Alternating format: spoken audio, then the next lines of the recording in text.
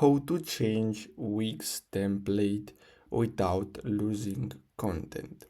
So what you're gonna have to do is simply go to your dashboard, and then what you're gonna have to do next is simply click on this site actions button, and then you're gonna have to create a new site with a different template.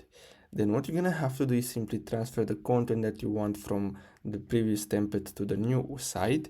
And then the next step is to simply basically connect the domain that you're using on your current website to the new one with the new theme and with the new design. So basically this is the only way for now to change Wix templates without losing content.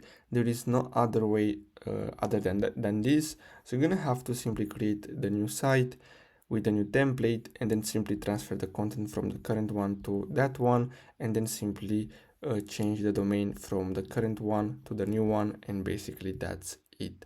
So I hope you found this video helpful. Thanks for watching.